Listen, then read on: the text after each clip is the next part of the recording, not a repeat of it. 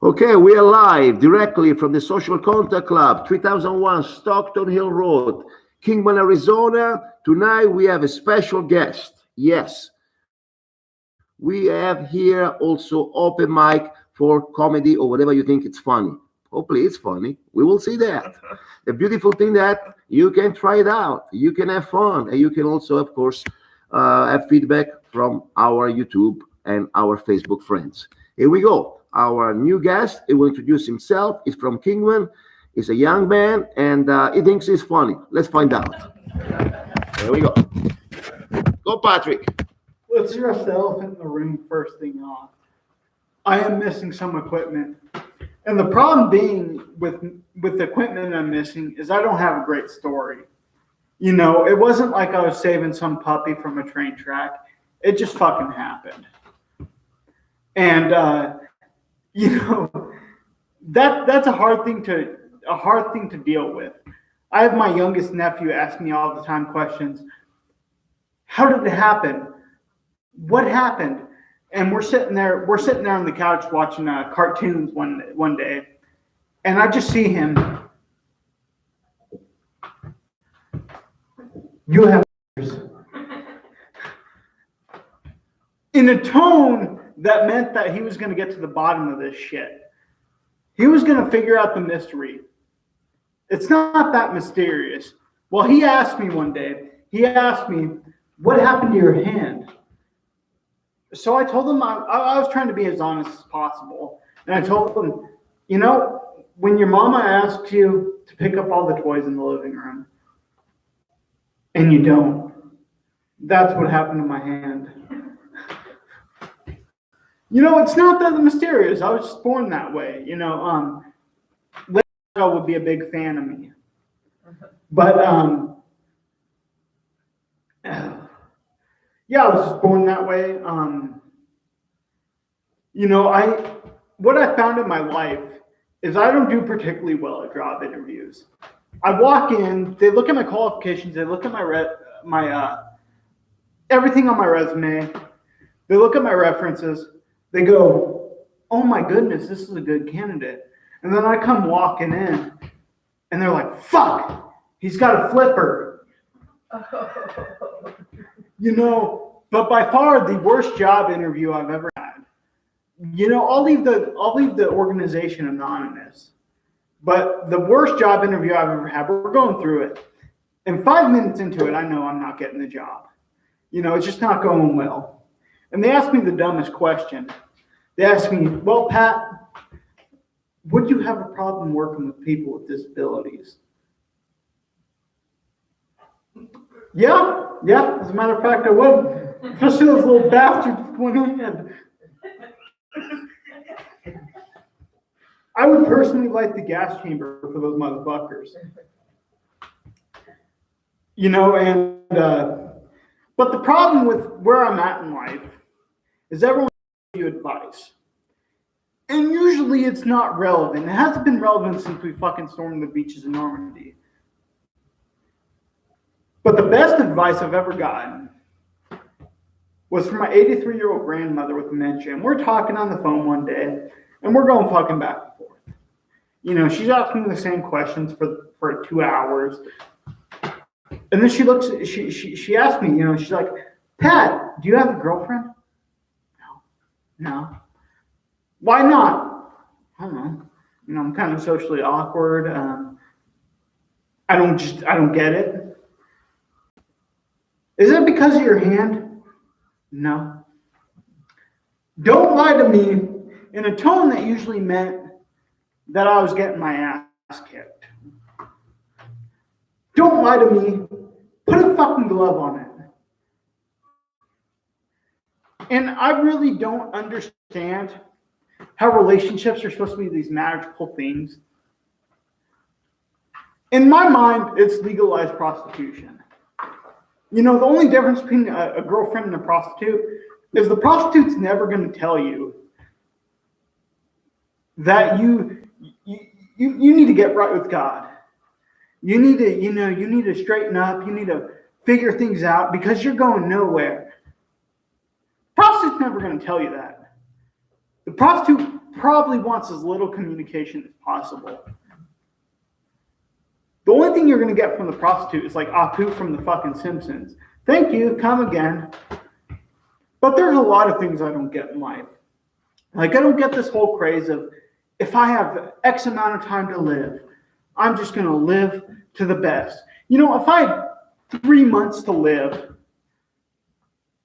I wouldn't live, you know, I wouldn't hike Kilimanjaro. I'd fucking be doing coke off a stripper's titty, trying to figure life out. You know, probably commit a couple felonies. You know, I got fucking 3 months to live.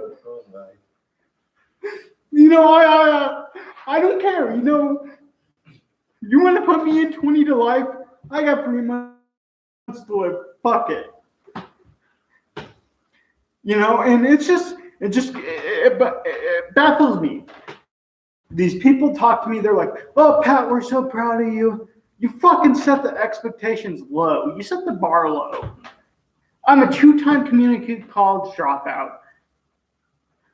You know, I've been working janitorial for 6 years. Right out of Central Casting. You know, I walk kind of funny. I have a disability.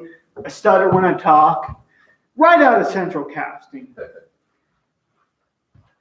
You know, why didn't you guys think of me as like Bill Gates or something? You know, and then you get all these people, you just got to, you know, live your best life. I'm trying to fucking make rent by Monday. You know, I don't care about, you know, anything. I don't care about seeing Venice. I don't care about anything. I just want to make fucking rent on Monday. I'm going to have a fridge full of food and make rent by Monday. All of this baffles me. You know, by 25, you're supposed to have all this shit figured out. You're supposed to have a good job. Yeah. You know, not really. They don't like people with my attitude. You know, I had a boss one time who just would always berate me about every little thing I did. You know, he called me retarded. He did all this stuff. I don't get how I'm supposed to work for that company. If I showed up Monday morning and this particular company was on fire, you know, the worst thing I would think is, shit, I got to find a job. It wouldn't be, oh, I'm so terribly, you know, I'm feeling so terribly about all this company being on fire. I just need to find another job, you know, and I think that's part of the, you know, thing that most older generations sell you, is that the company cares about you. No, they fire your ass in an instant. You know, if my particular company that I'm working for right now, if they heard me talk for 5 minutes, they can't mind us. So I can't care. You know, I just got to figure shit out on my own.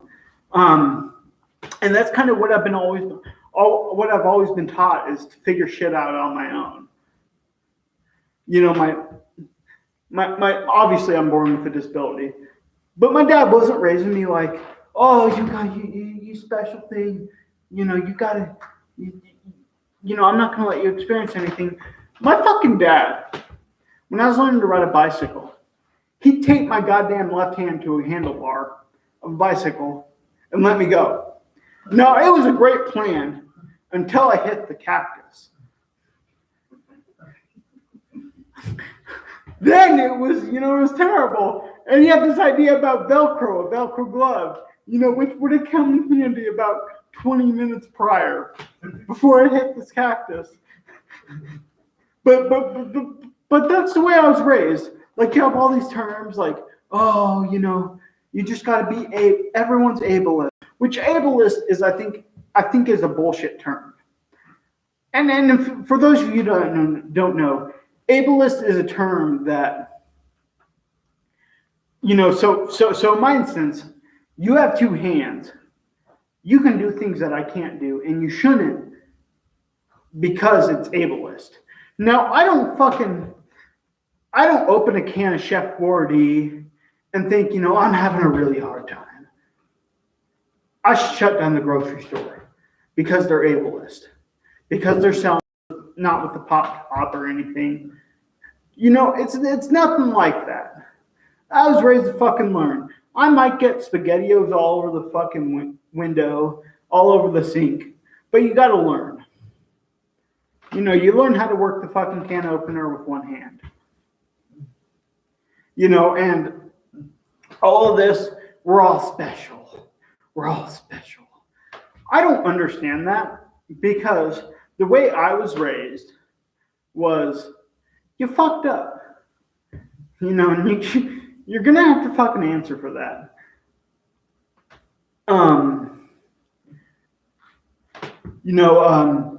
You fucked up, you're going to have to answer for that. And it's going to be a shit show. My dad used to I'd get off the bus when I was going to school, and my dad would be leaning up against the front porch. I heard what you did in school today, boy. And at that point, you know you messed up.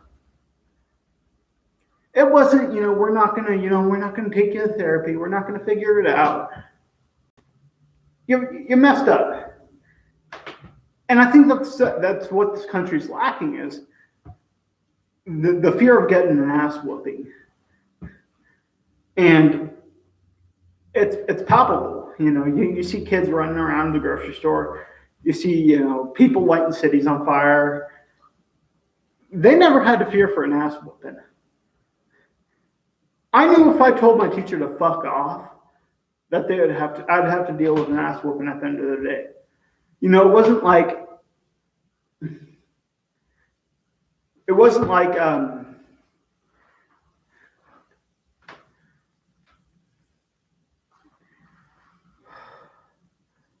I just ran out of material, and that's freaking terrible. So I'm going off the top of my head. I'm sorry for everyone. Improvise. Caitlyn Jenner. Yeah. Caitlyn Jenner is running for mayor in California, and that's got to tear California to pieces. Because on one hand, you got this transgender female, and it's good for equality. On the other hand, she's a Trump-supporting Republican, and that's just got to tear confusions. Now, the interesting part of that isn't with Caitlyn Jenner or anything. It's with, I'm glad transgender surgeons aren't open 24 hours like a freaking tattoo parlor. Because can you imagine being hammered at 1 a.m. and walking into a tattoo parlor? I want to get my dick locked off in memory of my grandma. It's wild, everything. And it's unfortunate, because I know my nephews, whom I love very much, aren't going to get the same, upbringing I did, for better or worse, for the pots and pans flying, and you son of a bitch, they're not going to get the upbringing I did. We could leave out the sons of a bitch and the shit getting thrown, but they're not going to get the same upbringing I did, where you just kind of, you answer for your problems.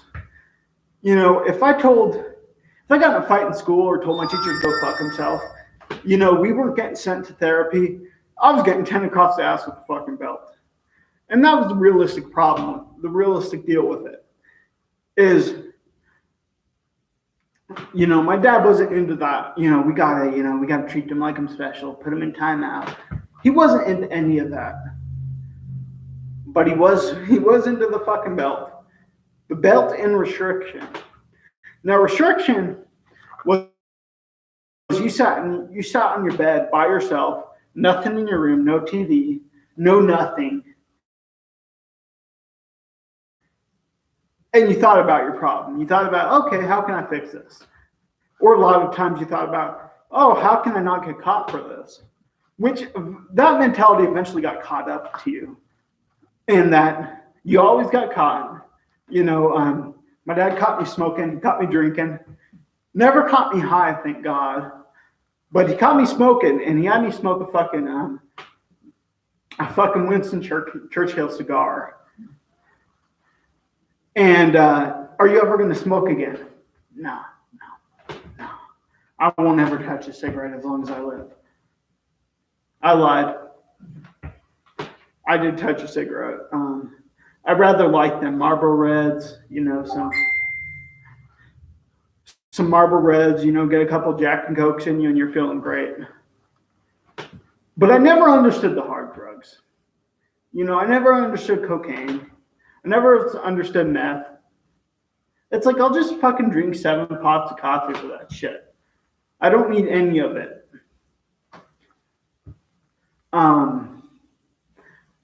Yeah, and I just, I don't want my teeth chattering at 3 a.m. I don't want anything. I just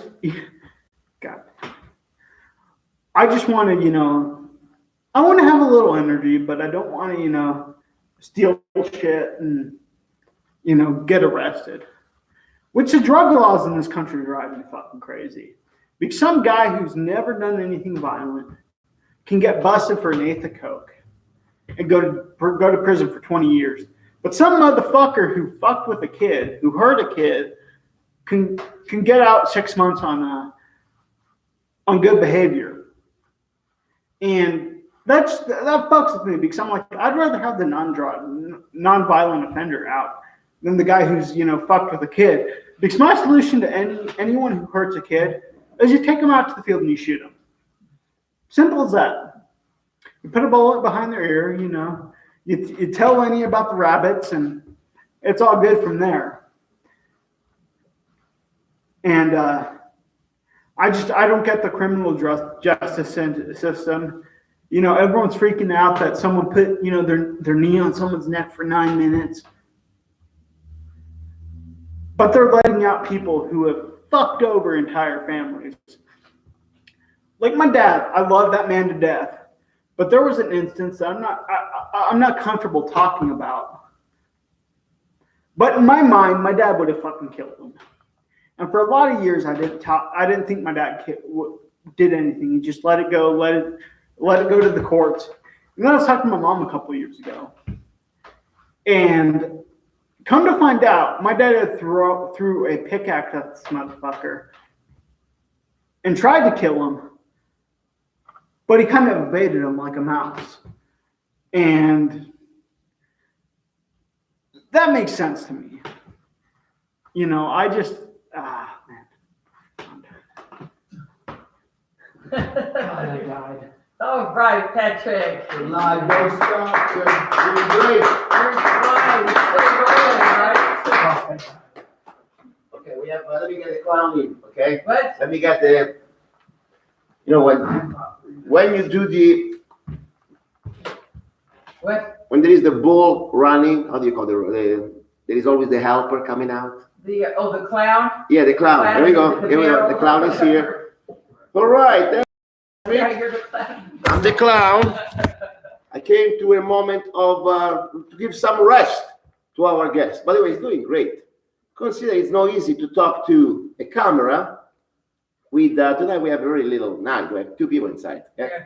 So normally you need some feedback. Yeah. This is the best way because when there is kind of nobody around, that's going to be the way you really somehow show who you are.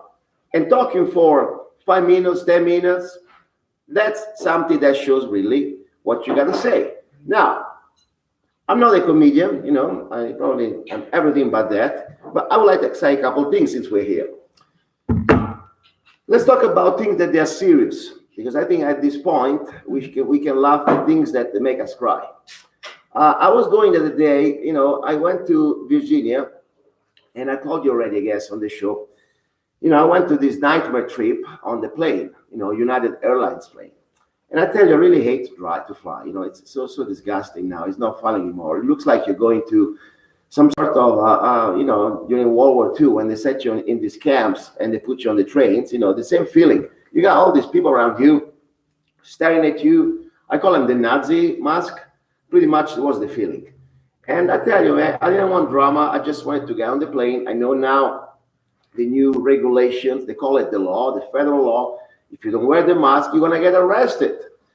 And I still don't understand exactly who wrote this law. I never heard Congress passing any law. So I think this is something coming out maybe from, I don't know, Mr. Biden mouth. He think he's a king, I guess, just because he can write a paper and some executive orders. But regardless, so I found it very interesting. I go there, I check in, I put my little very cheap mask, whatever it is. All it does is somehow not allow me to breathe very well.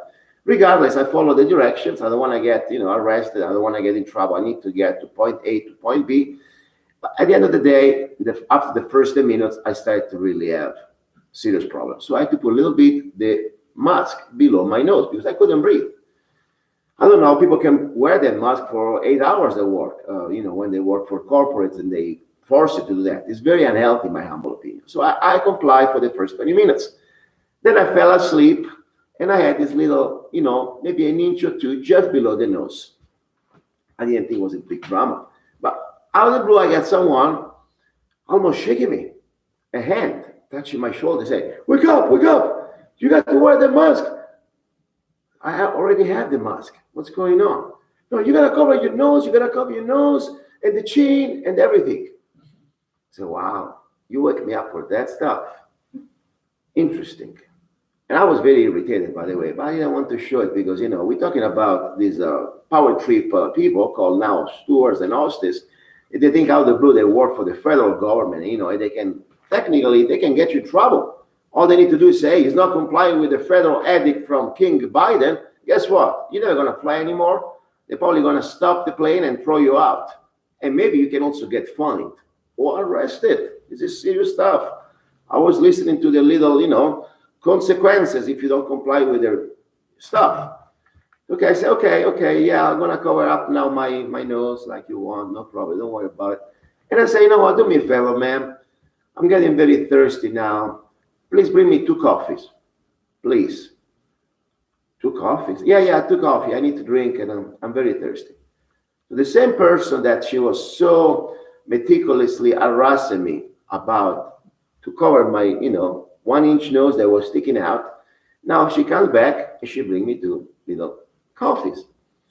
And now in front of her, I take my mask down and I start to sip my coffee very nicely. The coffee, by the way, really bad, And United Airlines, your coffee sucks. Coffee really bad. Gave me acidity. But regardless, the point was I needed to breathe. And out of the blue, the mask wasn't an issue anymore. Out of the blue, this terrible coronavirus, that we supposed all fear and cry and ready to die in this plane, just because I'm sipping their coffee, be laughable, but not really.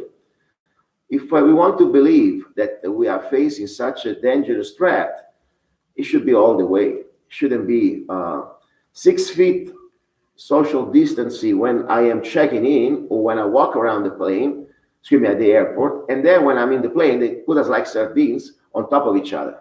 What is the sense? Seriously, if you truly believe that, you should go all the way.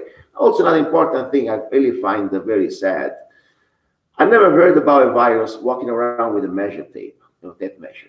6 feet, why not 5.9? Why not 7 feet? Who came out with this number? Seriously, this is crazy. Last time I checked, a virus, he floats in the air. And he stays and he has a great time. And, he flies around, maybe he jumps there, he goes there. He's not going to say 6 feet there. Now, let's say 6 feet. Then when you walk into his 6 feet, you're going to get anyway. It makes no sense. I don't think I need to spend $120,000 medical degree and go, 10 years to school to understand the basic things. Like another thing, for example. I'm all for freedom. If you feel good about wearing the mask, or I call it the Chinese tablecloth, that's fine. Go ahead. But the truth is, it doesn't really help you. I'm sorry to disturb your sense of security. But that piece of cloth, that, by the way, we just found out, and there are a lot of evidence, you can figure it out on Google, there are so many chemicals in this mask that is also very bad for your health. Can be also carcinogenic, but that's another story. This tablecloth called the mask is proven by the manufacturer himself that it is not going to stop any virus. All you have to do is read English. You don't need to have any PhD in medical science. I bought a box a few months ago because I wanted to really make a point when they were mandating this mask everywhere. And the box says from the manufacturer, this mask will not stop any virus. So now, what is the point to have the forcing someone in wearing a mask for a virus that cannot even be stopped by that mask? All it does, you get is life over life miserable. So that's my point. It is something that is out of, I don't know, almost a comedy book, but it's serious. Because what happened now, they are conditioning to, first of all, to follow anything of rules or edict in this case, or even law. I don't care if it's voted regularly by Congress or by city council. You remember, even Hitler had a lot of laws. In history, in America, black, they were slaves because of a law. We have a lot of laws that were wrong. So I don't think just because it's a law, we need to follow blindly because it's a law. I think we should use first always basic, pretty much common sense and what is real about the natural rights of a human being. So this is a very serious matter. And I truly believe now, right now, anywhere in the world, and Arizona, we are kind of now, having a break. But, I went to Virginia. It's still United States. You can go to California. You can go to New York. You can go to Portland, Washington. There are still many people complying to this tyranny. That's what I call it, tyranny. Because you cannot even enjoy life. Even now in activities like supposed to be fun. You go to a restaurant. I went to a restaurant in Virginia. I was the only one not complying with the stupid edict from the governor. And people ought to do is stand up a little bit. How can I believe that I need to go out, spend $100 for the night, have a nice meal with some friends, and I need to put this little mask to play the game, to walk inside the room, and then when I sit down 2 feet lower, just because I am now sitting down, I can remove the mask and the virus is going to sleep. Come on, guys. This is common sense. I would like to have anybody that believes to that using their brain. Don't just use some politicians or bureaucrats' brain just because they have some personal convenience or agenda. And they want to talk about the agenda. Let me tell you the agenda. There's so much money here. Federal money from the federal government and state, any type of aid that they call it aid is still taxpayer funded at the end of the day. And these counties, Mohave County, got millions of dollars just because they're complying with this, CDC and state of emergency stuff. Meanwhile, why the state is getting fatter, the people are getting poorer because the business being shut down, life is being ruined. Many people lost their apartments, lost their homes, lost everything they had. So that's the point I'm trying to make here. We are living in very serious times, and sometimes we gotta make a laugh out of this. And the best way to fight tyranny sometimes is just make fun of them. Like I told you before when I was on the plane, you wanna play that game, let's play all the way. You want me to put a mask? Okay, I'll put a mask and now go grab me a coffee and hurry up. Because I'm a client here and I wanna drink your cheap coffee now for 2 hours. So you see, the mask was just another proof that it is a joke. Meanwhile, this is the spirit. This is the spirit also the Social Contact Club, the spirit to have like-minded people who believe in freedom, and of course, want to share their talents.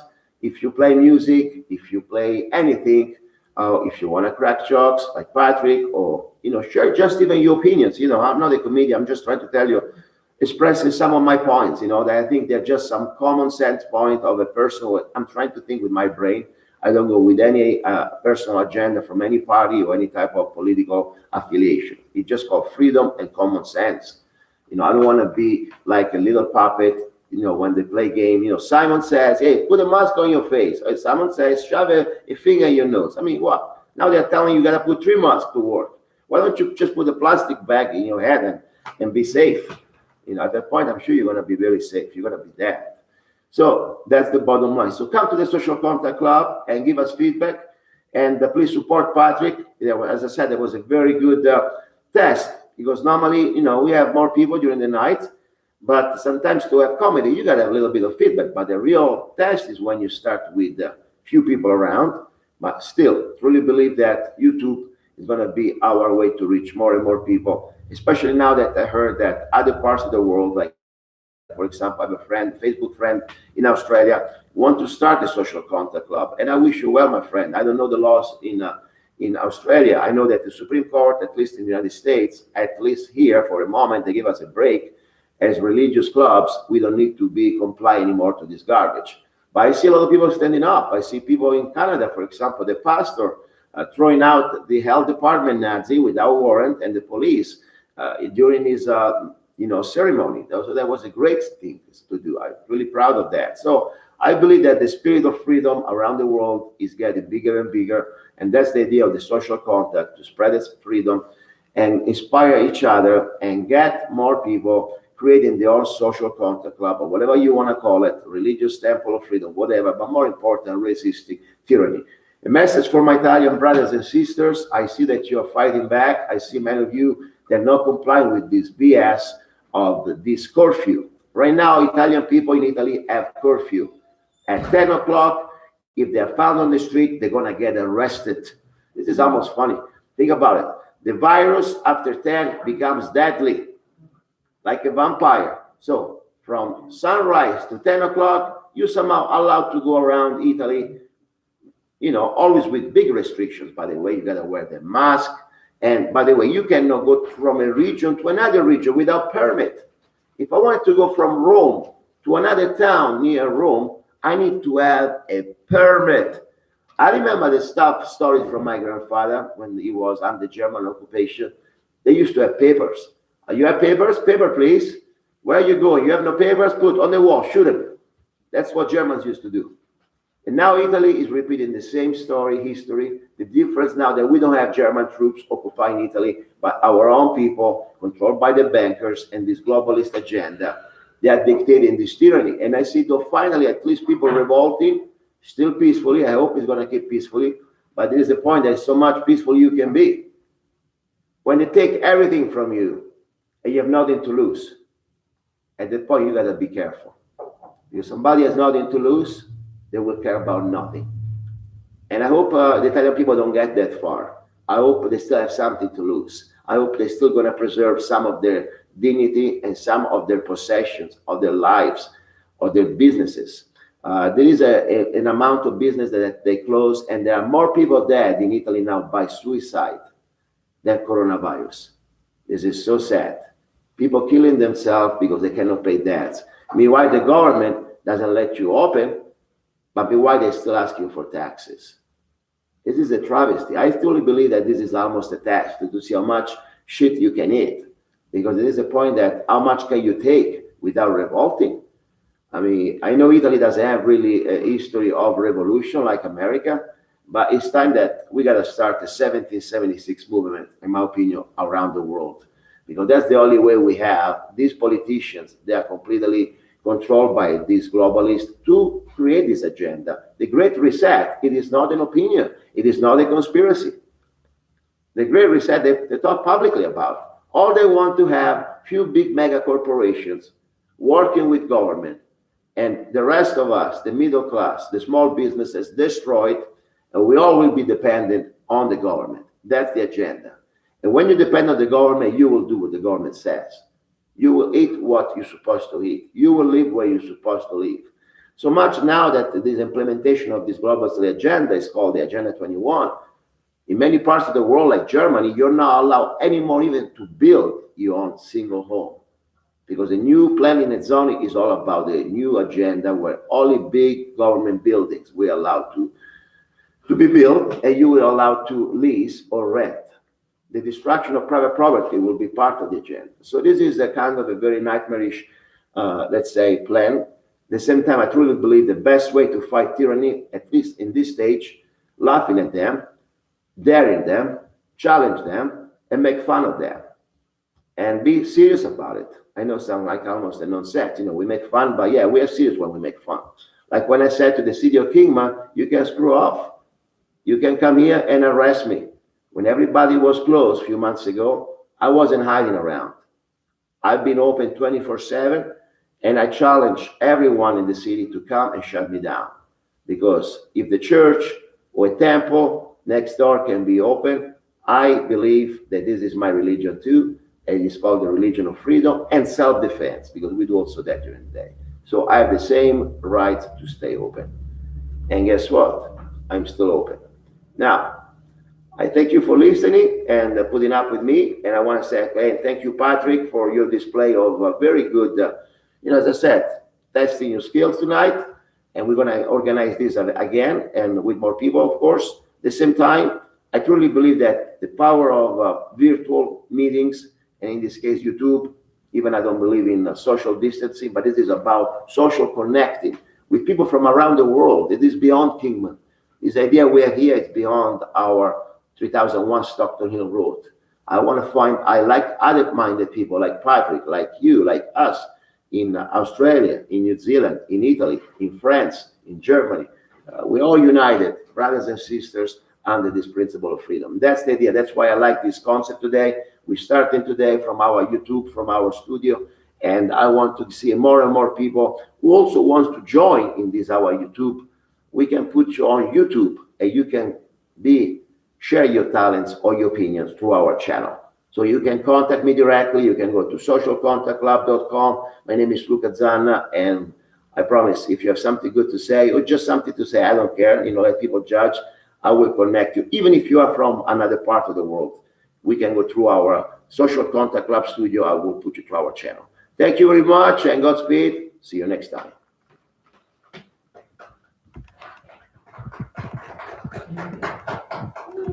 I'm going to put some sound effects next time. Okay? Yeah. Oh, seriously, it's good for the laugh. I have it.